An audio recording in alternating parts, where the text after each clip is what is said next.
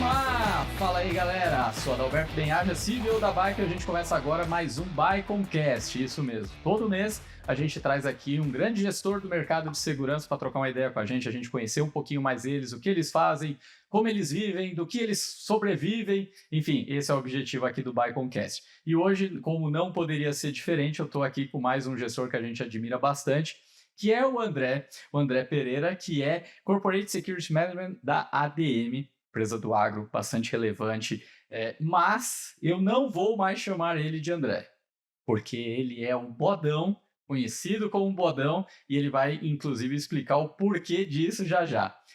Galera, e antes disso, vou te pedir para você sentar o dedo no like, compartilhar esse conteúdo com o máximo de pessoas possíveis, porque realmente a gente aqui vai trocar uma ideia, mas vem diversos insights, diversos ensinamentos que se aplica a qualquer pessoa, a qualquer profissional, então vale bastante a pena acompanhar. Tanto no canal do YouTube do CT Hub, como no canal do YouTube da Bicon. E também segue a gente nas nossas redes sociais, @Bicon_oficial e @CTHubOficial.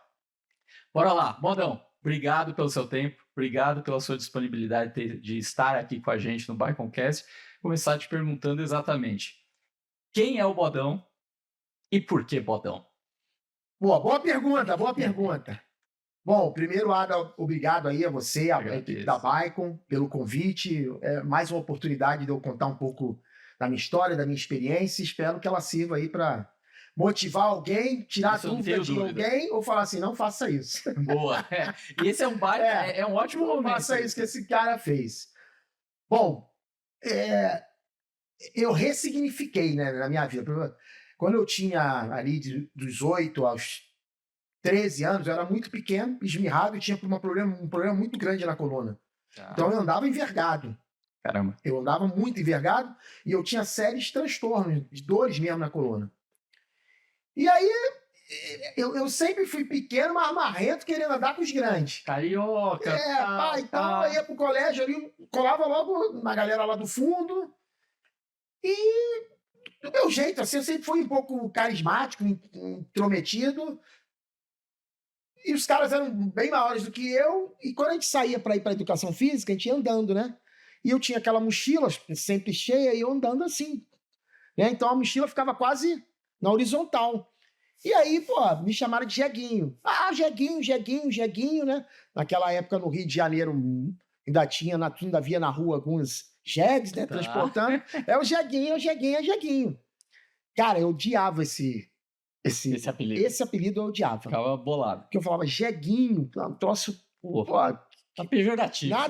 Esse era pejorativo. Aí, deu uma guinada na minha vida, eu passei pro Colégio Militar, no Rio de Janeiro. Assim que eu cheguei, naquela época tinha muito trote, né? Tá. A vida como era ela, como ela é, naquele tempo. E quando o bullying não era tão ruim, né? Não era. E aí um colega meu falou assim, tu é igual ao Bodão. O Bodão era um cara que tinha sido jubilado. Jubilado repetia 2 anos no Colégio Militar, era jubilado, ia embora. Tá. Tu é igual ao Bodão, teu apelido é Bodão. Na hora, eu dei aquela colada assim, só que aí veio aquele negócio na minha cabeça. Caraca, cara. É a chance. Eu era o Jeguinho. Bodão é esquisito, mas Bodão. É grande, né? Bodão, foi para aumentativo. Falei, então vou ficar com isso. Então, com medo de alguém daquele colégio conhecer alguém do meu, o cara me chamava de Bodão, eu nem reagia. Bodão, não, fala comigo. E como eu sou até hoje. Não, pode me chamar de Bodão. E, só que isso vazou tanto que eu fui para o Exército. Minha turma tem se formaram 585 oficiais. Pouca gente sabe meu nome, ou quase ninguém. Tudo Bodão. Tudo Bodão. Saí do Exército, fui para a Vale, Bodão. Saí da Vale, fui trabalhar no Congresso Nacional. Tinha deputados que me chamavam de Bodão, tinha ministro que me chamava de Bodão. Caraca. Vim pro mundo civil e aí comecei a ir nas mídias, etc. Fui nos podcasts aí da vida. E aí ficou Bodão e eu tenho até um boné, que é Bodão, e minha esposa fez uma marca, que eu tenho um logozinho que eu boto nas minhas palestras, que é Bodão. Eu dou um pouco de palestra de liderança. Legal. Aí eu Criou a marca. Criei a marca. Eu falei, cara, virou uma marca. E por que eu gostei da marca? Que hoje eu vejo meus amigos de turma, cara, eu olho assim e falo, cara, não sei o nome desse cara. Eu só sei o apelido. E quem não tem apelido, a maioria não consegue lembrar. Mas, pô, o apelido lembra. O Thiagão vai Olha aí. um café para nós, cara, aqui. Graças a Deus, mano. Graças a Deus. Nível aqui, Bodão. Ó, obrigado. Valeu, Thiagão. E aí ficou o tal do Bodão. Pouca gente sabe. Eu não sei se eu já falei em algum lugar, acho que já. Mas em podcast, acho que é a primeira vez que eu digo por que o meu apelido é Bodão. Sério mesmo? Então, ressignifique a sua vida. Cara, e esse... Não, obrigado, Thiagão. E esse... Então, aí que tá já um insight. Porque você, no fundo, primeiro teve a velocidade de captar, que no fundo era a chance de você deixar para trás um problema, né? Um problema. Então, era um problema que, para mim, é um problema. Mas é um problema menor do que aquele. Entendeu? E aí, se o cara, o outro parecia bode, se eu pareço bode mesmo, se era fedorento ou não, eu não sei qual era o problema do cara, mas o cara falou, você parece um bodão, e ficou bodão, e eu nunca perguntei, porque era aquilo também. Você chegava no colégio militar novo, o mais antigo, tu não tinha conversa. O trote corria solto, falou, tá falado, porque eu ia ficar assim, acabei de chegar, não sou bodão. E eu não era ainda grande, né? Depois eu comecei a malhar para ficar grande. Eu era pequeno. Os caras eram tudo grande. Eu falei, cara, vou botar meu galinho dentro aqui, senão eles vão me moer. A camisa de bodão. Senão eles vão me moer. Mas por dentro eu comecei, não, pode me chamar de bodão, pô. Eu ia para qualquer lugar, não, eu sou bodão. Tinha vezes que eu me apresentava, sou bodão. Entendeu? Aí cresceu e foi. Aí pegou. Animal, muito bom. Agora, e aí você falou que fez colégio militar e aí entrou no exército. Entrei no exército em 1992 com 15 anos. Legal. Isso foi uma consequência natural por estar no colégio militar ou não? Em algum momento você falou, cara, é isso que eu quero. Tipo, não, o que te levou para isso? Eu queria fugir de casa. Tá. Eu queria fugir da minha mãe. Boa. E eu falo aqui porque eu já falei para ela. Mas eu gosto de fazer essa pergunta para os gestores que passam aqui, porque de verdade, aí é um ponto que eu acredito bastante.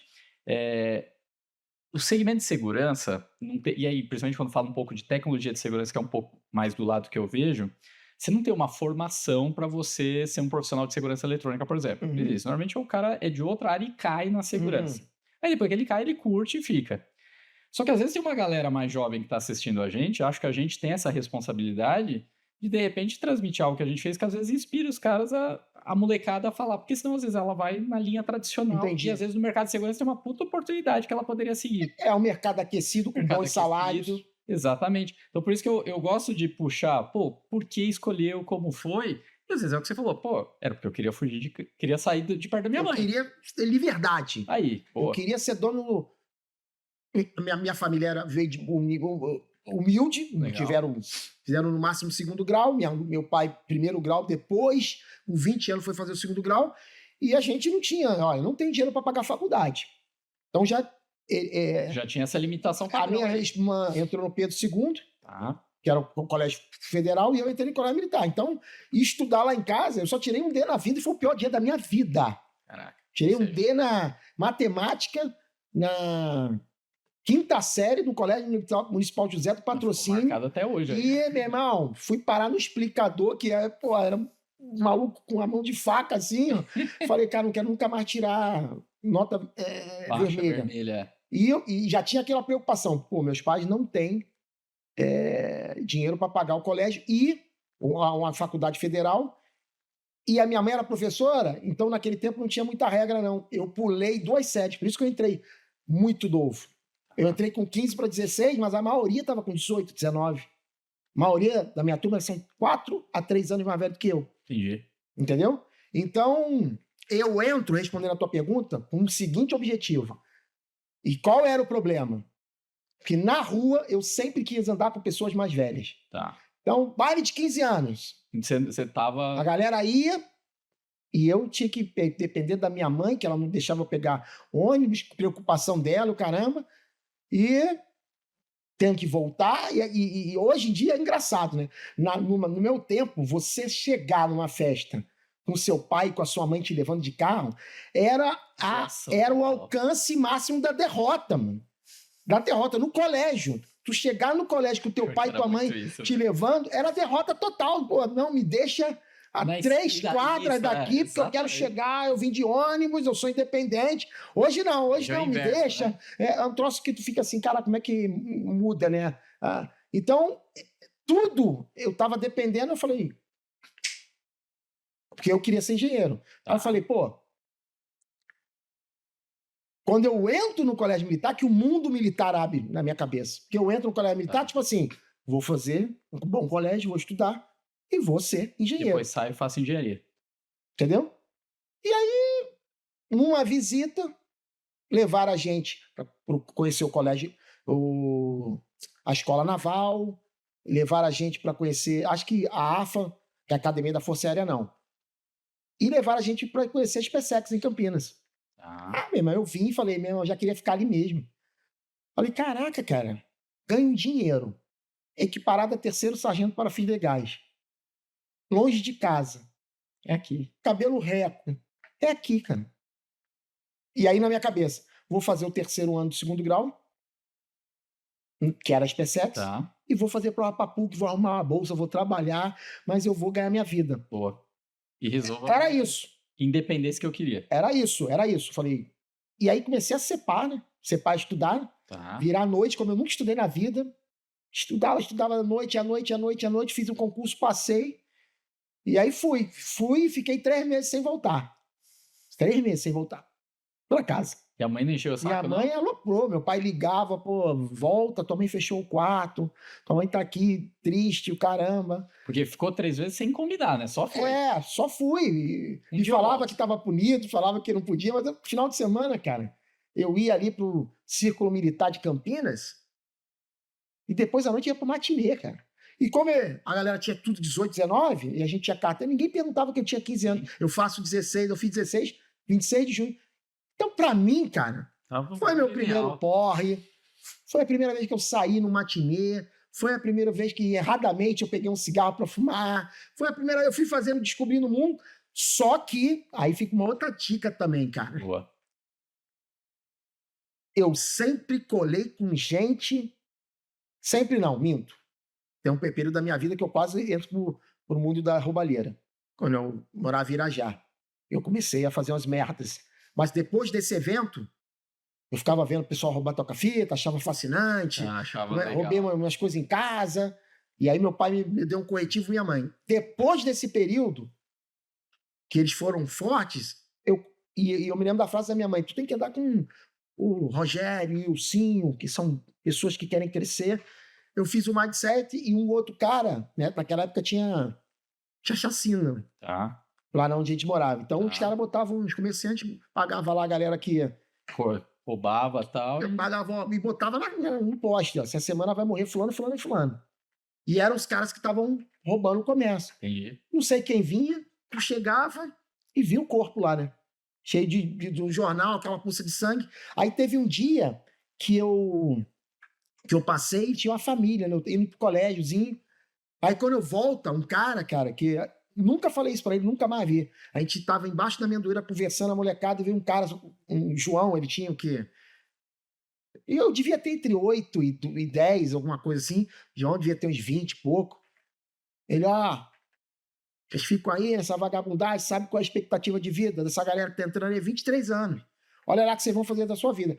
Aquilo com a pressão do meu pai e com a da minha mãe, eu falei, cara... Despertou. Aí, a partir daí, volto agora pra PrEP, que eu falei assim... Eu comecei a sair com caras mais velhos e que eu identificava que era o seguinte: bom, esses caras vão me orientar e esses caras vão me proteger. E esses caras são meus amigos. Porque, bicho, se eu trouxer meus amigos aqui e eles contarem as merdas que eu fiz de 15 anos até 20 anos, eu me formei com 20 anos, eles quebraram muito meus galhos a ponto de meus pais... Falaram, não, trazem todos aqui, final de semana, faz churrasco, que eu quero conhecer. E meu pai falava, cuida desse cara, que isso aqui é um retardado mental. Eu fazia muita besteira. Entendeu? Então, é nesse sentido. Assim, tem 2 pontos que você comentou que também eu acho que fica... É interessante pra gente trazer, pra todo mundo pensar. Primeiro, que eu não sei o quanto era tão forte isso em você, ou se às vezes também de forma instintiva a gente vai fazendo, dá certo e depois aprende... Que é que me parece que você sempre foi bastante intencional. De ter uma intenção, tipo assim, então tá. Tinha propósito. Tinha propósito. Objetivo. Isso é importante, porque às vezes caramba. A gente às vezes acha que isso é só para coisas muito grandes e tal, e às vezes não. Cara, Eu tenho propósito de vou andar com gente mais inteligente que eu, vou andar com gente que é mais cuidadosa do que eu, é para me proteger, ou é porque não sei o quê. Mas legal, mas você tem uma intencionalidade, você tem um propósito ali. Dava uma raciocinada ali, não era a vida me leva, a vida leva eu, não. Desde cedo eu aprendi, tudo tem um porquê e tudo tem uma razão, e eu tenho que ter objetivo. Eu estava sempre assim, ou meu objetivo hoje é ser o melhor soltador de pipa, ou é ser o melhor jogador de futebol, ou era ser o melhor jogador de bola de gude, ou era o cara que rodava o melhor peão. Eu sempre tinha o objetivo de ser melhor, mesmo eu sendo horroroso. Confiança estava tranquila também. Confiança estava tranquila. Então, bola eu jogava bem. Bola eu jogava bem. Agora, e o outro lance, aí também tem a firmeza dos seus pais, né? Muito, cara. Porque muito. É o que você falou, ok, pouco estudo, família humilde e tal, e pô, muitos vieram assim, eu também estudei a vida toda em escola pública e tal, mas como algumas paradas que a gente ouviu deles e um cerco ali, depois de 10, 20 anos que a gente vê o impacto, né, cara? A minha ficha com meus pais de agradecer foi quando eu tava no Haiti no terremoto. Quando eu tô lá. Como foi isso aí? Conta, isso então, aí é interessante. Eu tô no Haiti. Eu era comandante do destacamento. Que ano isso? Hã? Que ano? 2010. Eu era o comandante do destacamento de forças especiais que entrava e tinha um destacamento de forças especiais do Zé Curubu, que teve um acidente de saltando de paraquedas e veio a falecer, que saía. E a gente tá trocando, assim, numa sala, apresentando a área de operações. E naquela época ainda fumava. E o Zeca também, vamos fumar ali, pá, não sei o quê. Aí, a gente, tá bom, pessoal, intervalo aqui. Aí, eu falei, pô, Zeca, esqueci meu cigarro lá no Corimec, no alojamento. Ele, não, eu tenho um cigarro aqui, uma boletiana. Uma boletiana, eu fumava Calto naquela época. Esse negócio é forte, pá. Não, pô, tô aqui, tu vai trazer cigarro pra caramba do Brasil, tu não vai quase no Brasil. Cara, na primeira baforada, a terra foi pra cima, a terra foi pra baixo, o negócio subia e descia. Eu botei a mão assim, falei, Zeca, que cigarro maldito é esse, meu irmão? O que tu tá fazendo com o teu pulmão?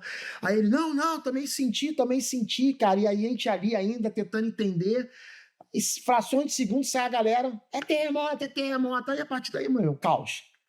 A partir daí, gente entrando com milhões de ferimentos dentro da base, informação de que a base do exército que estava em tal lugar caiu, a outra que estava caiu. A nossa era a base de Corimec, pronta para furacão. Então, a gente não teve quase nada. A gente não estava no 100%. E a gente já recebeu uma missão e sai. Destacamento de forças especiais. Vai, missão. Tem que chegar na base da Minustop, que a gente perdeu do comando, do quartel-general. Que a gente perdeu o contato. Aí saem os 2 destacamentos, cara.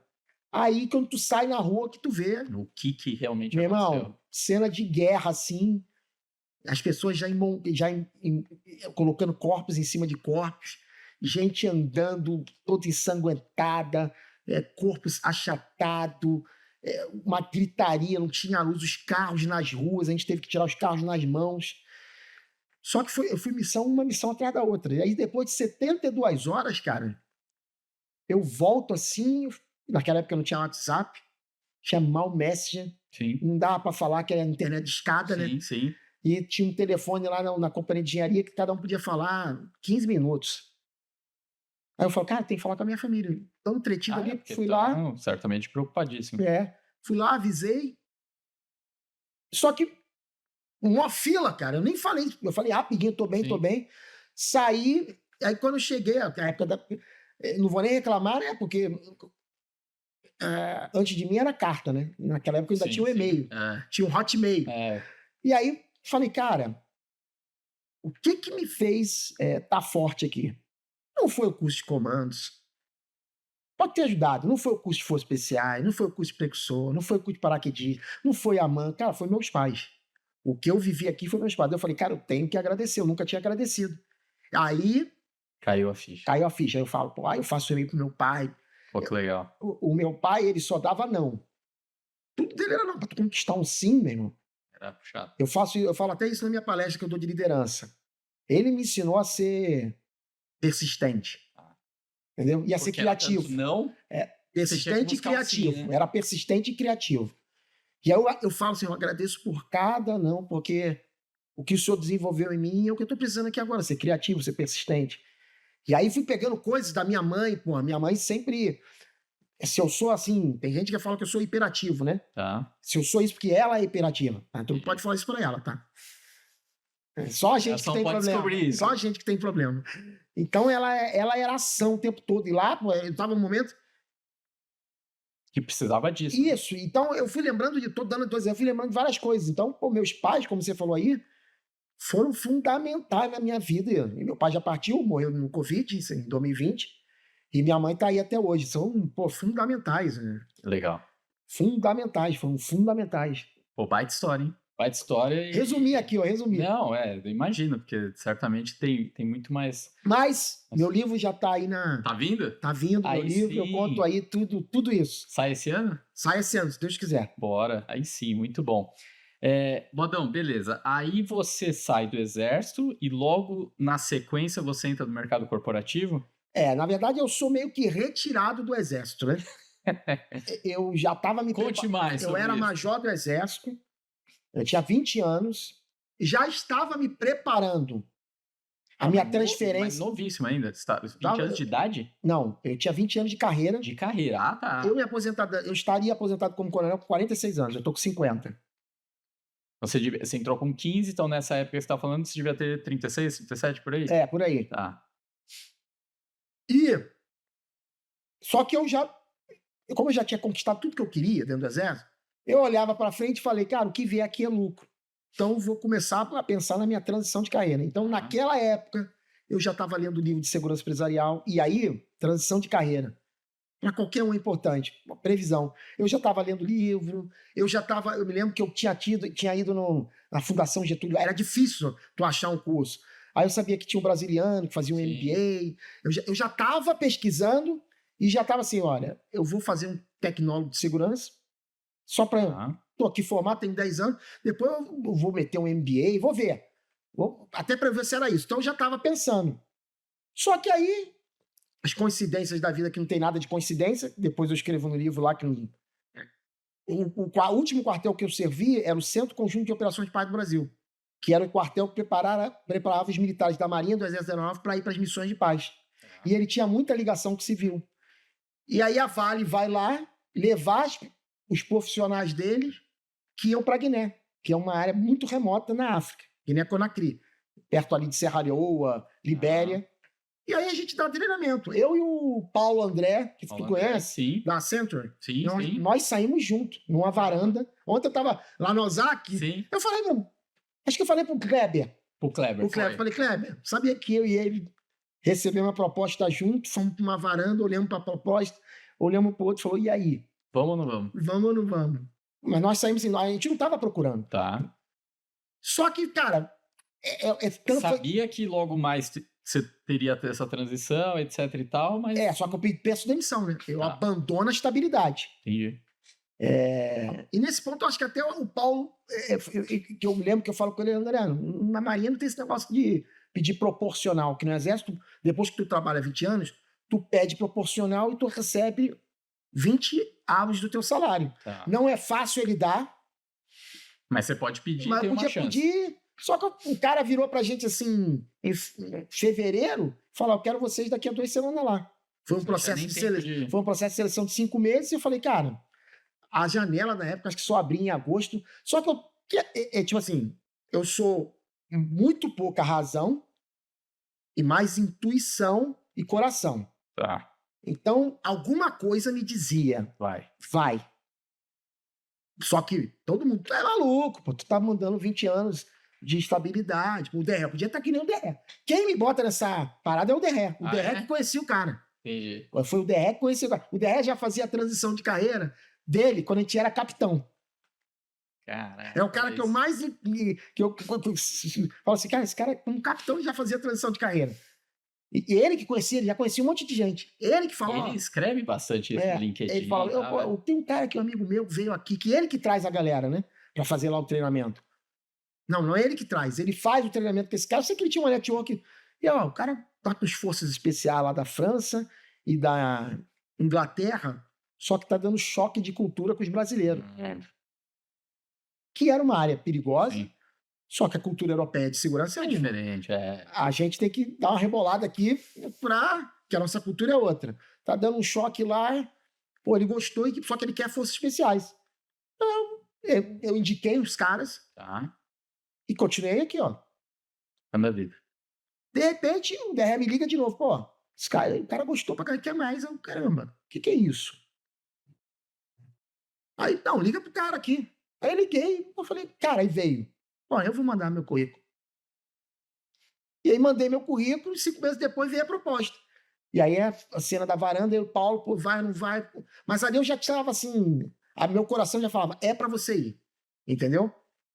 E aí eu vou para Vale, eu vou trabalhar na Guiné, Conakry, país cheio de golpe de Estado, ali você vê o problema da divisão errônea da África sem respeitar as tribos, briga entre as pessoas, muita miséria, e a gente tendo que montar uma mina num lugar que era só selva. Nossa. Cheio de problema logístico, os guardas saíam da tribo, sabe, eram muçulmanos, comiam com a mão.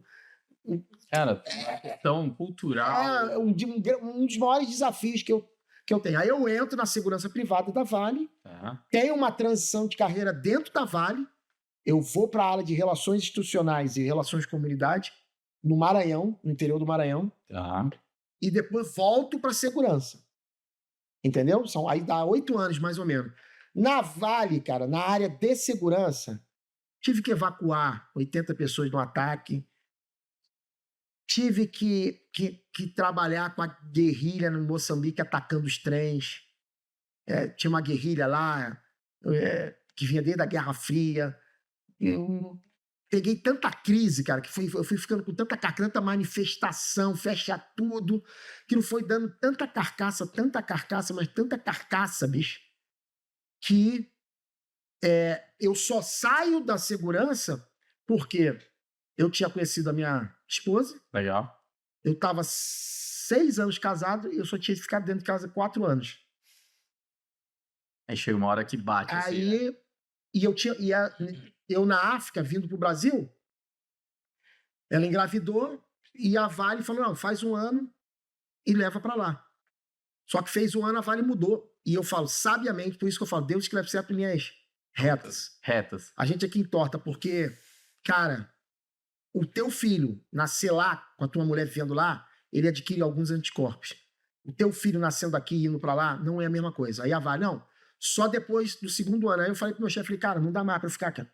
Senão eu vou ficar 7 anos, 5 anos longe de casa. Porque eu conheci a Aline, eu emendei o Haiti, eu fiquei 1 ano e 3 meses, aí fiquei 1 ano com ela, 1 ano e pouquinho, saí do exército, fui para Vale, 1 ano na Guiné, 2 anos em Moçambique. Não, mito, eu estava 6 anos casado e 4 fora. Tá. Então, e ela já me cobrando, e grávida. Eu falei, casei com quem? Com uma holografia? Um quadro ali. Um quadro aí, com um fone. Pô. E aí eles me transferem para o Maranhão e eu vou para a área de relações de comunidade, mas a minha função era negociar desinterdição de ferrovia e não deixar interromper. E aí eu assumo a relações de comunidade / institucional a nível prefeitura, e aprendo ali rapidamente sobre relações de comunidade, investimento, projeto de geração de renda, montagem de biblioteca, montagem de escola, montagem de quadra, compra de equipamento para hospital, projeto de ensinar a pessoa a fazer uma plantação, gente a ser pedreiro, gente a montar restaurante. Na ferrovia, quem estava ao redor no perímetro, a Vale fazia investimento para mitigar o impacto do trem. Então a gente tinha dinheiro para caramba. Só que, paralelamente a isso, cara, na minha época, estava duplicando a ferrovia. E aí, a época de eleição, bicho, era MST interditando, quilombola interditando, político interditando, madeireiro interditando, índio interditando. Ó, e a gente lá. Eu cheguei a ter meu carro incendiado numa negociação. Pegaram meu carro, jogaram em cima, na minha cara, jogaram coquetel Molotov. Tipo assim, de interdição no Maranhão. Eu tenho mais de 50 histórias para contar que tu fala assim, caramba, loucura.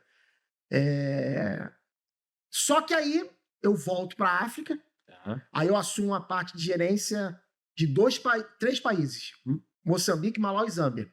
Eu tinha ali 1.800 quilômetros de ferrovia, 2 portos, um porto de carvão e um de carga geral, que tinha de tudo, de tráfico de madeira, de marfim, de droga, de tudo.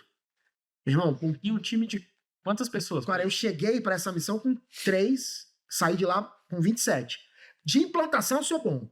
Eu sou aquele cara, se bem que agora eu tô mais velho, né? Tô cansado. Eu sou aquele cara que tu tá vendo a locomotiva caída assim. Meu irmão, eu vou fazer uma força descomunal, vou botar essa locomotiva no trilho, vou dar um empurrão, vou botar ela a 30, 40, e agora vem a operação e toca. Entendeu? Eu acho que eu preciso disso, eu preciso de desafio. Na empresa que eu tô hoje, estou há 5 anos, porque é desafio o tempo todo. E aí, fico lá crio essa equipe, só que aí pego a guerrilha de Moçambique, que ataca o trem, um sanhaço do caramba. Vou resgatar pessoalmente ele, um policial. Tinha 2 maquinistas presos. Ele fala que estava incendiando o trem. Eu pego meu carro com um cara que era policial que eu contratei. Cara, Deus me ajudou muito. Eu cheguei lá, eu falei assim, cara, eu tenho que contratar um policial ou alguém do exército. Preciso ter alguém que... Preciso de alguém que conheça isso aqui. Sim. Não deu outra, cara. Essa cena engraçada que o cara liga para mim, o gerente da ferrovia. Ele fala, André, cara, faz alguma coisa. Vou te dar o telefone do maquinista. Ao contrário de lá, a Vivo, a Oi, a TIM de lá funcionava mesmo, porque era tudo europeia. Funcionava, que era uma beleza. Tu não ficava sem falar lá. Cara, liguei pro cara, o cara falou assim, ó, pelo amor de Deus, vem me salvar. Eles estão queimando a locomotiva com a gente dentro. Isso que eles já tinham atirado em outra locomotiva. Só que não eram da nossa. Eu chego lá, tem 47 tiros na locomotiva. Que eu consegui contar. E aí, cara, vou lá, que não é uma loucura, o cara vai ligando para não sei quem, a gente vai passando na delegacia, vai subir numa Ranger. Chego lá com 18 malucos na Ranger, só eu, Deus, a coragem. E aí, a sorte que a guerrilha já estava saindo e viu. Geralmente, uns ataques desses, de guerrilha, 2, 3, 4, cara. Eles não defendem posição. Aí socorremos o cara, um sanhaço, como é que vai operar de novo? Acaba isso, vai para o Malau, mas eu vou implantando. E aí, um belo dia com o Bernardo, não sei se tu conheceu o Bernardo. Bernardo, qual é o seu nome? Bernardo Bofil. Acho que não. O Bernardo, eu fui chefe dele no Malau. Ele era gerente do Malau e eu era gerente dos 3 países. Eu era gerente geral na Vale. Acaba esse problema, eu vou para o Malau e lá as pessoas vinham... Elas chegavam a tirar o balastro. Sabe o que é balastro? Sei. Balastro, trilho para o trem parar, para elas roubar combustível. Pobreza total. Já viu aquele filme, O Menino que Descobriu o Vento? Sei. É o Malau. Aquele país é o Malau. É aquilo ali. Era terrível, cara. Podendo criar um descarrilhamento, não estavam nem aí. Aí depois de 18 operações, 18 dias com ele andando. Foram 18 dias que eu passei lá, mas não foram 18 dias, não. Mas os últimos dias foram 6, 7, 8, 9 dias de sequência, operação com a polícia à noite. Eu chego, acho que eu me lembro que eu chego 4h30 da manhã na casa dele e falei, cara, eu quero trabalhar pra mim, cara. Chega. Eu não aguento, mas... Não aguento, não. Pô, eu preciso ter essa energia toda, eu preciso ter pra mim. E aí boto na minha cabeça que eu quero ser empreendedor. Aí, ó. Só que eu fui pro bar, eu não posso ser empreendedor. Digo algumas coisas. Eu botei na minha cabeça que eu queria ser empreendedor de vender bebida artesanal. E montar uma consultoria de segurança.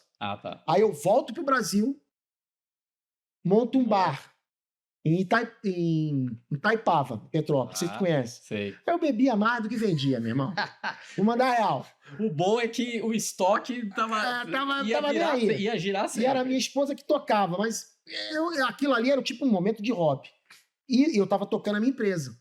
Aí, fiz uma listinha. Quais são a galera que eu conheço que estão em posição para me oferecer meu serviço. Aí eu vou oferecer o serviço pro Glauco. O Glauco, que agora tá aí fazendo um monte de palestra de Jupt. Sim. Ele era chefe da segurança do Galeão. Vou lá, pô, eu faço...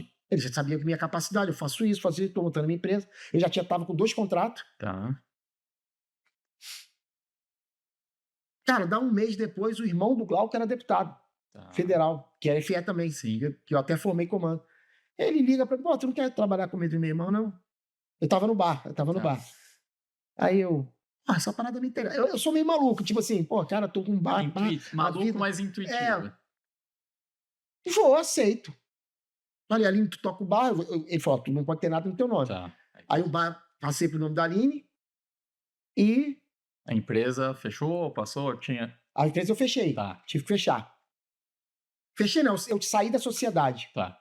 Porque, na verdade, a empresa eu toquei com o João Ricardo e com o Brant. Legal. Era boss. Legal. Entendeu?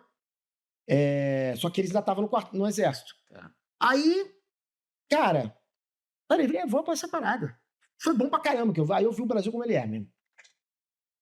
Cara, eu posso falar que o que tu vê aqui é a pontinha do iceberg. Tem nada a ver com o que é o... É a pontinha do iceberg. Quando tu entende a relação executivo, judiciário e legislativo lá dentro da Câmara, vivendo aquilo ali, tu fala, mesmo. Mais embaixo. Nós vamos ter que ralar. Mas era uma vida também, cara, muito boa. Muito boa. Só que aí meu pai falece, e aí eu falo, cara, cheguei a tentar querer ser político. 2021, pandemia. E aí o Tarcísio é da minha turma. Aí era político. O Dag, ele era ministro, o Tarcísio. O Dag era ministro, que é da minha turma. Ele era o ministro da CGU. Hoje ele é do Tribunal de Contas do Estado aqui. Tinha o Zuco da minha turma, que era deputado. E eu tava lá, o Vitor Hugo era deputado. Veio uma onda, né? Uma onda que... Só que eu virei e falei, cara, admiro esses caras, mas eu não tenho as virtudes que eles têm e não apeteceu o meu coração. E aí, quando meu pai falece, eu falo, cara, eu tô até hoje longe da minha mãe, das minhas irmãs, da minha família, viajando, levando a minha família. Eu tô casado com a Aline 17 anos, eu me mudei 15 vezes. Caramba, quase uma vez por ano. Então eu falei, cara, chega, né, cara? Tanto é, aí vem o Bernardo. Eu tinha sido instrutor dele na AMAN. Tá. Ele era o 01 da turma. Eu fui chefe dele. Eu faço o mesmo técnico, eu sempre fiz isso. Uma headhunter me ensinou. Faz um bom currículo, revisa o teu currículo, acerta o LinkedIn, pega todo mundo que tu conhece, que está em qualquer posição, começa do que você acha que tem uma boa posição, mas não esquece ninguém, vai até o de baixo e manda teu currículo para todo mundo. Eu mandei no domingo, naquela semana eu recebi 3 contatos de caras que o Bernardo nem sabia, porque às vezes a pessoa não sabe que tu tá disponível. Sim, sim. O Bernardo me chamou, uma era para participar de um acho que na Vale, outra era para ser chefe da segurança de mina de ouro, que, pô, eu falei, cara, isso aqui é santo demais. Eu quero paz. Eu já estava numa que eu queria paz. Porque foram 2 anos puxados lá no Congresso, trabalhando de segunda a segunda. Eu trabalhava segunda a segunda, 24 horas, 20%. Eu gerenciava 300. Todos os municípios de Goiás tinham um grupo de WhatsApp.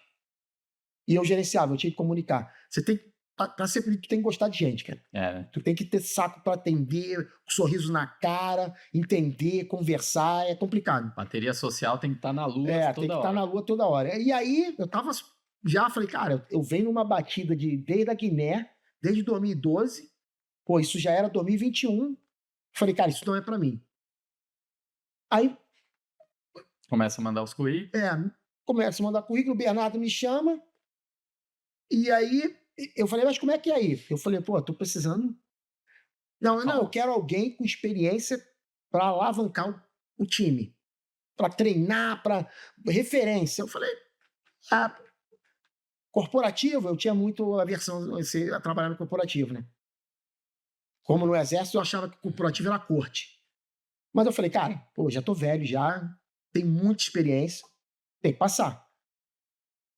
E tava no Covid ainda, então minha família mora na região de Lagos. Tá, você conseguia trabalhar... Eu comecei a trabalhar em Rio de São Pedro, comecei a ver a minha mãe, viver uma vida normal das minhas filhas, que eu quase não tinha contato. E, cara, acabou que eu fui ficando, tô até hoje, gosto pra caramba da empresa, gosto do ambiente de trabalho, viajo o Brasil todo, que isso para mim é importante. Sim. Não tenho rotina e, cara, quando eu estava em Goiás, eu conheci um pouco do agro, eu vi a força. Sim. Quando o Bernardo falou, é a empresa do agro, Eu falei, então vai quebrar. É impossível quebrar. Sim. Eu não vou dizer que é impossível, né? Mas quebrar o agro no Brasil tem que ser muito forte. Tem que querer muito. Tem que querer muito, porque ele é muito forte. E aí eu falei, não, pô, eu vou pro agro. E cheguei, pô, neófito, cara, sem saber nada. Eu só sabia de mineração e ponto. Sabia de mineração, ferrovia e porto. Mas, cara, o mesmo método de sempre. Análise de risco, entender do processo, pessoas, tecnologia, e vamos, e vamos, e vamos. E fui. E tô aqui até hoje. Quanto tempo? 5 anos? 5 anos. 5 anos já. 5 anos. E o que hoje, você falou hoje você em palestra sobre liderança e tudo mais. O que para você é ser um líder? Cara, na minha palestra, eu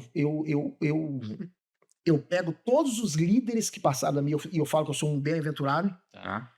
E eu sou um cara que guarda frases. Legal. E eu boto eu podia até vender mais essa palestra, né? Porque eu não quero ficar vendendo. Me chamou, hoje tá bom, me paga tanto, eu vou lá, e tem que ser no meu tempo livre. Sim. Então é complicado. Não é prioridade. Não é prioridade, mas eu tenho dado palestra aí, a minha palestra é baseada em atributos da área afetiva. Legal. O que no mundo civil se chama de soft skills, Tá. no mundo militar é atributo da área afetiva. Tá. E eu não sei hoje nas faculdades, mas na carreira militar você tem a cadeira de chefia e liderança, é uma matéria em que você começa estudando todos os grandes líderes da história militar. Ah, todo militar é líder? Não. Toda generalização é burra. Sim. Mas ele teve o conhecimento. E ele teve muita oportunidade de praticar. Com 20 anos eu me formei e eu recebi já um pelotão de 42 pessoas, jovens. Entendeu? Então, relacionamento com pessoas tu vê o tempo todo. Claro, com uma outra oportunidade para praticar liderança mas é diferente, né? Como é hierarquia e disciplina, que aqui fora não tem. Aqui fora é mais punk. Mas se tu tiver inteligência, tu só transfigura. Adapta, né? Então, o que eu falo na minha... Eu pego uma frase, que eu começo com meu pai, e falo de atributos da área afetiva que são importantes para você ser um líder. Porque hoje, eu já vi que soft skills, aí bota capacidade de resolver problema, adaptabilidade, etc, e bota liderança. Eu discordo disso. Tá. Liderança, para mim, ela é o somatório de um monte de soft skills. Tá. É quase que a consequência dessas soft skills. Posso estar errado, posso estar certo, mas para mim, para você ser líder, você tem que somar tudo isso aqui. Entendeu? Porque só que o líder do bem, que eu sempre falo, Sim. que o Hitler foi líder, foi do mal. Sim. Eu dou só esse exemplo. Entendeu? Quando tu vai estudar a liderança de outro de forma mais técnica, você vai ver outros que eu chamo atributos da área afetiva que ele tinha. Sim. Ele tinha persuasão, ele tinha comunicabilidade, ele tinha adaptabilidade, ele tinha flexibilidade de raciocínio, ele tinha capacidade de decidir rápido. Então ele vai sair, acho que ele começa como cabo, né? Sim. Ele vai. Só que ele tinha a mente maligna. Sim. Só que todas o que o pessoal chama de soft skills, para mim, tu transformaram como líder. Só que, cara, o que eu dou nessa palestra? Eu falo o seguinte, olha, se você não desenvolver esses atributos aqui, é difícil você se tornar um líder. E eu digo, liderança se desenvolve como tudo. E, basicamente, é uma palestra que eu falo o seguinte, eu conto acerto, eu conto muito erro. Tá. Muita derrota. Muito cair e levantar. O meu fã, pra mim, cara, quem é você fã? Quem é o cara que você se inspira na tua lama? Bernardinho. Eu tava na academia, ele deu uma palestra lá. Tá. Então, pra mim, liderança, eu gosto dessa frase do Bernardinho, cada um tem a sua, eu tenho a minha. Ele fala assim, líderes são pais exigentes. E eu tive pais exigentes. Cuidam, mas cobram. Ponto. Então, só que pra tu cuidar e cobrar, aí vem a velha e máxima frase, né, que tem no exército, a palavra convence, o exemplo arrasta, mas eu gosto muito da frase do Marechal Osório, né, que foi o cara que mais venceu batalhas e é o patrono da minha arma de cavalaria, que ele diz assim, é fácil a missão de comandar homens livres, basta ensinar, mostrar-lhes o caminho do dever. Só que para tu mostrar o caminho do dever, você tem que treinar, você tem que capacitar, você tem que entender, você tem que puxar, você tem que cobrar, você tem que, às vezes, sacudir, você tem que afanar na hora certa. André, você é um bom líder, bodão? Cara, eu não considero um bom líder. Eu considero alguém que está tentando, entendeu? E por algumas características minhas, eu tenho me sobressaído. Mas eu estou tentando me adaptar para o mundo corporativo. Se tu me botar na guerra, eu lidero pra caramba. Legal. Não tenho dúvida.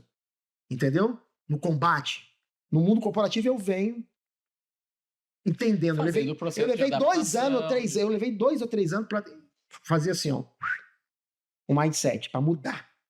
Então, eu acho que a gente tem muita coisa para falar, porque hoje eu não sei como é que está nas faculdades. Eu vou ser advogado, tem chefia de liderança? Eu vou ser médico, tem chefia de liderança? Eu vou ser enfermeiro, eu vou ser engenheiro? Não tem isso, né?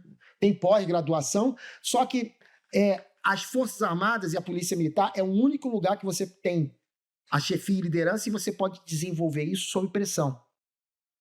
É o único lugar que te dá esse direito. Tu não vai para a faculdade... Que é o ambiente do líder, né? Que é o ambiente do líder. É na pressão. Então, é sob pressão. Então, você vem tendo teste de reação e liderança a vida toda. O que não quer dizer que você não vai encontrar um civil que não teve nada disso. E conseguiu E eu conheci na vida civil muitos. Um deles que eu destaco sempre é o Fábio Savoia, que foi o meu líder lá na Guiné. Claro, o Fábio foi da Marinha Mercante, ele teve alguma coisinha. Mas eu conheci outros tantos, né? Mas quando eu pego o meu maior líder no mundo militar, o meu maior líder do mundo civil, eu vejo gaps. Entendeu? Entendi. Importante isso. E aí hoje, quando você olha o nosso mercado, assim, o mercado de segurança, somando a segurança mais patrimonial, a segurança eletrônica, a tecnologia, olhando o conceito de segurança, que a gente vê a evolução do quanto, é lógico que a gente conquistou isso, da importância que o mundo corporativo dava para o gestor, para as pessoas de segurança, e o que hoje. Talvez antes era mais como uma quase que obrigação, alguém para levar a culpa se algo deu errado. Pô, mas segurança não viu isso? De cada vez mais segurança conseguir estar na mesa de discussão do negócio, né? Quando a gente pega, por exemplo, e segurança sempre foi visto como um custo, só que quando você pega, por exemplo, prevenção de perdas, cada R$1 que você traz de economia é R$1 de EBITDA, é R$1 de lucro líquido, né? Essa transformação, como que você vê hoje, né? Olhando aí o mundo corporativo, o que falta eventualmente para os gestores olhar mais, ou para as empresas, ou como que é a sua avaliação dessa transformação do olhar para a segurança? Bom, primeiro eu acho que a gente está em ascensão. Tá. Até pela a mão de obra, né? Está tendo que se reinventar. E por quê? Ontem até no podcast aqui, na gravação, o pessoal falou de patriotismo, né? Tá. Querendo comparar o patriotismo do brasileiro com o do americano. Tá. E eu falo, cara, não tem como comparar isso. Nosso patriotismo é de outra forma. Se tu vai no europeu, se tu vai nesses países que estão em guerra há milênios... A todo momento, né? Vai em Israel, guerra, que tu vê lá a história de Moisés. Esses caras, o patriotismo dele é algo... O brasileiro é patriota, mas ele mostra isso de outra forma. E eu falei, você vai no... Lá fora, todo mundo quer falar que é brasileiro. Eu até brinquei, pô. Eu sou carioca. Carioca quer falar que ele é carioca. O brasileiro lá fora quer falar que é brasileiro. Sim. Com um monte de problema que a gente tem, mas ele tem orgulho. Então isso é patriotismo. É uma outra forma. Não adianta você querer comparar o como o americano é, porque que é aquele negócio da bandeira, são milênios e décadas de guerra, famílias e famílias sendo mandadas para a guerra. Então isso deles é importante. Mas por que eu falo isso? Porque segurança para eles e para esses outros países é uma coisa. Security. O brasileiro, a nossa cultura não é essa. A nossa cultura é, primeiro, cobertor curto e um povo pacífico. E que quem vai para os engenheiros, eles há muito tempo atrás, e eu falo por isso que a nossa carreira está em ascensão, porque a gente está criativo para mostrar, eles foram com o trabalho de todo mundo e a criatividade para mostrar isso, pô, isso aqui, aquele negócio que aprende na escola, segurança e a parcela economicamente improdutiva da economia, aquele negócio todo, foram mostrando, não, cara, isso é investimento, que se você não tiver, você... E prevenção de perda, eu posso atuar nisso, eu posso atuar em continuidade do negócio, aquele negócio todo. Mas para quem entra nesse mercado, tem que entender que isso é data do problema. Pô, eu morei aí na Guiné, no Malawi e em Moçambique. Moçambique, ia muito na África do Sul, ali, Zâmbia. Você vai no setor de embaixadas, cara, tu vê que a embaixada brasileira, cara, todo mundo entra. Tu vai nas outras embaixadas, é totalmente diferente. Cultura. Pô, se na embaixada não tem aquele nível de segurança daquela, por quê? Claro, eles têm outros riscos, mas também não podia ser assim. Sim. Então, hoje, quando você pega um gestor alto nível, que ele tem esse entendimento, cara, mesmo, meu irmão, cola nele. E se você pegar um que não tem, você vai ter que ser criativa, você vai ter que encontrar uma forma e você não adianta ficar chorando. É dado do problema. A cultura brasileira não é uma cultura ainda voltada para segurança. Algo que para lá para fora é básico, aqui para dentro não é. Você tem que justificar e etc. E tem muito do brasileiro, vamos correr o risco, entendeu? Nunca aconteceu. Vamos lá, Rio de Janeiro. Durante anos, a Polícia Militar do Rio de Janeiro é desequipada, mal preparada. E tanto apanhar, você vê que hoje eles já estão num outro nível. Uniforme, veículo, equipamento, mas não é ainda o top. Sim. Entendeu? Então, eu faço essa transfiguração do patriotismo para a cultura de segurança na nossa empresa. Quando tu viaja, então, para o interior do Brasil, cara, era muita coisa que ainda está no fio do bigode. Eu não falei, pô. Não precisa disso, não. Aí, só que cada vez mais vem o desenvolvimento, vem as mentes malignas, a oportunidade. Então, eu acho que a gente está em ascensão pela criatividade de mão de obra, porque a mão de obra entendeu que não adianta chorar, tem que sangrar, tem que pensar e tem que justificar, e às vezes tem que aceitar o risco. Sim. E falar, pô, eu avisei e agora tudo bem, vamos fazer. Não adianta, eu avisei do tipo, eu te avisei, né? Eu avisei do tipo, eu mostrei e a bifurcação é dele. Mas depois ele não pode virar para mim, pô, isso aconteceu, você tá aí na cadeira de segurança, por que você não levantou esse risco? Não, eu levantei e você assumiu. Eu sempre gostei muito de deixar isso claro. Cara, não quero botar vigilante para VSPP. Ok, os riscos são esses. Dentro do que você quer, o que a gente vai fazer para mitigar? Que era o choque que tinha lá na Guiné. Lá na Guiné com os esforços especiais ingleses e franceses. A liderança, ela tinha uma cultura e os caras, meu irmão, não pode. Porque na cultura dos caras... não vai fazer. É outra. Eu me lembro que tive um professor belga, quando eu fui estudar francês, ele falando da Bélgica, que não foi, para mim, não é nem um país que teve muito em guerra. Meu irmão, ele falando como é que eram as paradas, como é que era. Só que foram guerras e guerras entre eles, né? Entre os próprios belgas. Sim. No Brasil aqui teve uma guerrinha ali contra os holandeses, os franceses, mas tudo invasor, ninguém era de ninguém. Né? Então, isso é dado do problema. E eu acho que já evoluiu muito em termos de faixa salarial, já valorizou muito, e porque hoje o profissional de segurança que se preparou, ele senta numa mesa e ele entende do negócio. Sim. Não é mais essa é a grande... não é mais como a gente dizia no exército, né? Cabeça de lata. Você viu o Mágico de Oz? Sim. Cara de segurança era... Não. Até para ser vigilante, hoje tu tem que ter um certificado, Sim. Tem que ter formação, tem um monte de coisa, o cara tem que saber lidar com as pessoas, porque se ele faz uma coisa, igual aconteceu com o Carrefour, ele acaba com a reputação. Então, tipo assim... marca, né? Não chegamos ainda onde queremos, mas o simples fato do cara sentar, entender, não sei o quê, resultado, como é que funciona o teu negócio, e às vezes a gente de segurança está mostrando para o cara uma perda que ele está vendo, que ele, que é o dono, o papa da operação, não está vendo. Por causa do viés investigativo, por causa do viés sangue no olhar, salivando. aquilo que é inerente do profissional de segurança. Então, eu acho que se a gente continuar nessa voga, esses encontros, aí até falar do SEG Summit, de todos esses que tem, você vê cada vez mais o profissional de segurança nessa ascensão, poder de fala, de argumentação, e cada vez mais líderes que já passaram por crises em outras empresas e já falam, não, calma, deixa eu escutar esse cara aqui. Deixa eu escutar. Mas, meu conselho, investigação, raiz e prevenção de perda, abre porta. Se tu não tem orçamento e tu sabe fazer isso, vai nessa linha. E sabe mostrar, abre porta. Boa. E abre respeito. Boa. Respeito. Boa. Todas as empresas que eu cheguei, tanto na Vale, eu aprendi isso na Vale. Eu fui muito mal acostumado na Vale.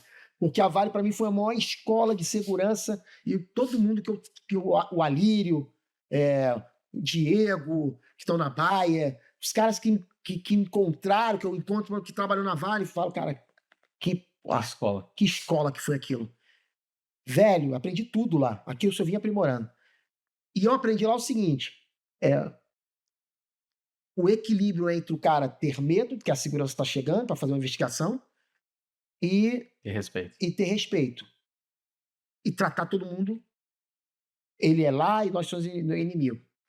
Isso também foi um outro quebra de paradigma que se teve na segurança. Sim. Nós investigamos, nós somos o FBI, o viés punitivo, né? Então, cara, olha, eu vou fazer meu papel, vou investigar, vou até o fim, com educação, Durante algum tempo, eu tive problema nessa transição. Mas eu me lembro que a primeira operação que eu fiz na Vale, que eu botei meu nome na história, foi uma operação que eu identifiquei um desvio de $1,5 milhão por mês de combustível. Demitimos de primeira 21 pessoas e depois foram um monte. Aí o cara fala, porra, bicho, quem é esse cara que chegou aí? Aí quando tu vai fazer uma operação de prevenção de perdas, que na indústria ainda está muito novo,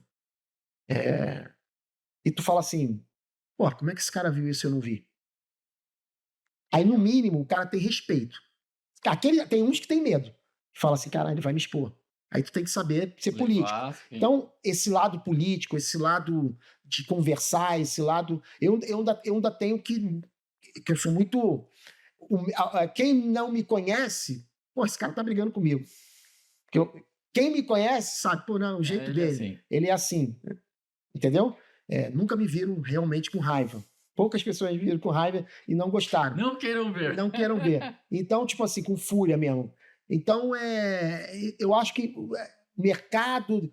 A única coisa que eu me ressinto do mercado, as empresas ainda não de segurança eletrônica não voltaram ainda para o problema do agro. Tá. Já falei isso no ISC, onde eu fui. Tem um mercado muito grande, que é muito grande de PIB. Eu não sei quanto é o PIB, só que tu tem que ir lá no agro. Hoje em dia, o problema das 5 maiores do setor, que a ADM está entre elas, é o mesmo. Fraude em grãos. Tem ninguém ainda que inventou um processo de automatizar isso. Furto de carga, desvio de carga. É um dos grandes problemas. Ainda não tem delegacia. Fraude em grãos é o quê? Troca o grão? Troca o tipo? O grão, a soja, vamos falar da soja. A soja, ela é classificada. Senão tu vai me entregar uma soja horrorosa. Tá. Com fungo, fermentada, com impureza, com umidade muito alta. Então, o mapa estabelece um padrão. E tem um padrão de venda. Se tu não botar no navio, um navio que vai sair daqui, que vai para a China, num padrão, no meio do caminho, o negócio degringola. Então, ela tem que ter tanto de umidade, tanto de impureza, tanto de avaria. Aí a avaria tem um monte de tipo. Então, ela tem que ser classificada. A cada item que você vai pegando, você vai descontando. Então, se uma carga com 100 mil, você pode dar um desconto de 20 mil. Estou chutando aqui. Se tu classificar e a carga estiver ruim, tu vai dando desconto. Só que aí, bicho, o mercado vem comprando tudo. Vem comprando classificador, vem comprando motorista, vem comprando não sei quem. Em Rondonópolis, no Mato Grosso, que é um estado do maior PIB, tu pode ir na polícia, descobre fraude de... a última que eu vi de grande vulto, uma quadrilha em 3 ou 4, 5 meses, eu não sei o período, ela desviou 330 milhões. Ela botou de areia um prédio de 20 andares na soja. Que é difícil detectar. O caminhão vem, tu pensa que está recebendo soja, ele mistura areia ali dentro. Areia, São várias formas. Sim, sim. Então, tipo assim, além disso, sistema de inventário de um setor de grãos. As empresas ainda estão... Cada uma está inventando uma coisa, mas quando tu chega e fala assim, mas qual é a variação? Ah, a variação ainda é 3, 4%. 3, 4% eu faço manual. Então tem muita coisa. Além, eu estou falando do meu negócio. O meu negócio, ele não tem... A gente tem floresta, mas as florestas estão bem localizadas, então a gente não tem muito problema. Mas quem tem floresta em lugar perto de movimento, sem terra, perto de lugar esmo, aí quem tem fábricas, grandes fábricas com produtos atrativos, perto de lugares que não são legais, quem tem centro de distribuição com produtos atrativos, irmão, e do agro, que aí eu falo fertilizante. Sim, os defensivos ali. Defensivo, ou seja, eu não mexo com isso, a gente não mexe. A gente compra do produtor, estoca, manda para nossa fábrica e manda para fora. Entendeu? Sim. A gente não tem fazenda. Sim. Só tem fazenda para nossas florestas para produzir nosso cavaco. Ponto. Então, mas eu vejo o outro lado. Eu vejo o lado do cara que tem gado, com o problema que ele tem. Eu vejo... tipo assim, quando eu tava em Goiás, o pessoal, sabe o pivô? Tá. Aquele pivô que o pessoal roubava aquilo, cara. Cada um daquele era R$1 milhão. Entendeu? Então, tem muito problema. Tá chegando. Necessidade de solução. E necessidade de solução e de invenções, de coisas novas, sim. Entendeu? Legal. Sensacional. Bodão, estamos chegando no final desse papo. O papo foi incrível, sensacional. Vou te pedir, como última mensagem, que você, enfim, transmita alguma mensagem, deixa com o pessoal o seu contato, como o pessoal se encontra com você, seja no Instagram, no LinkedIn, e dá uma pincelada rápida só para a galera ficar curiosa do que é o Descontrole Cast. Bom, para eu não esquecer aqui, meu Instagram é andreluiz.ps, eu só tenho o Instagram. O podcast que eu faço com o Diego Serpa é DescontroleCast no YouTube e DescontroleCast no Instagram. Mensagem antes de falar do Descontrole. A mensagem que eu deixo para você que quer, jovem, que quer entrar no mundo de segurança privada, homem ou mulher, é uma área sem rotina, é uma área de desafios, é uma área intrigante, é uma área que tem um mercado em todo o Brasil, porque querendo ou não vai ter segurança em todos os lugares. Então você pode trabalhar em todo o Brasil. Tem que falar inglês, se você quer ir mais adiante, fale inglês e espanhol, acabou. Tem vários cursos aí de formação. Não é uma área que se fecha, aqui só pode ser advogado, aqui só pode ser isso. Ela tem esse outro atrativo. Isso é verdade. Ela é uma área que você tem que ser formado, e se você não tem experiência, mas a gente vê que você pode confiar em você, opa, vem. Claro, cada vez mais tem mais gente com experiência, então a gente vai dar.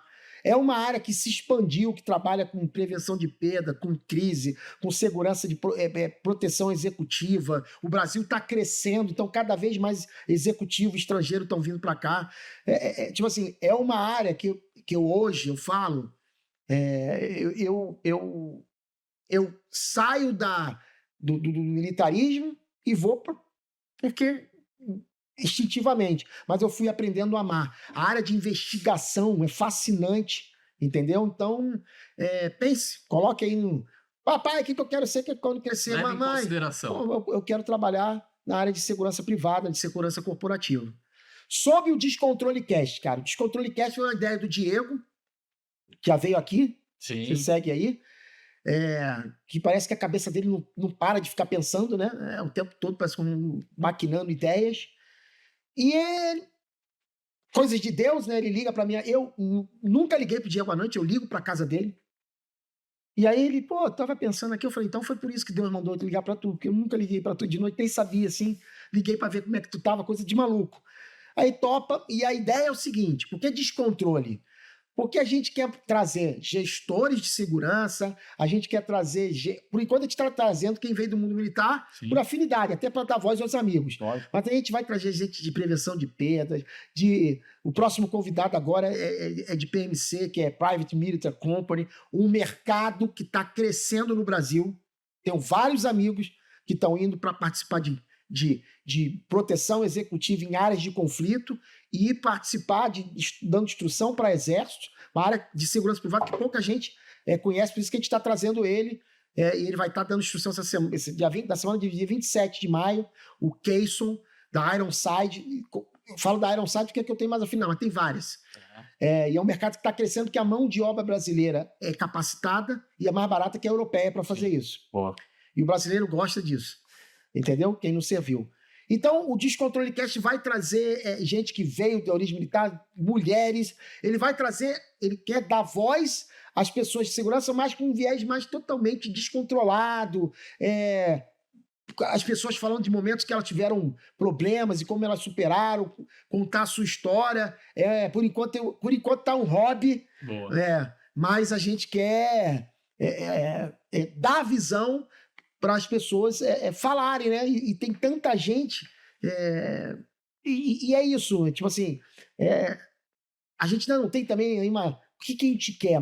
O que a gente sabe vamos dar voz a todos os gestores, primeiro, que são nossos amigos, e depois a gente vai chamando a galera e vamos falar da experiência de vida deles, como eles chegaram, como eles aprenderam, aonde eles caíram, aonde eles levantaram. Quais são os conselhos, mas é um bate-papo todo informal, cara. Que legal. A parada tipo zaralho mesmo, Boa. Não há controle, entendeu? O nome já diz, né? Descontrole Cast. E aí a gente botou isso que a gente falou, cara, a gente não é muito comunicador, né? Apesar de ter gente que acha. Então a gente vai falar besteira, falar, foi descontrole aí, perdoa. Tá liberado. É um álibi. Sensacional.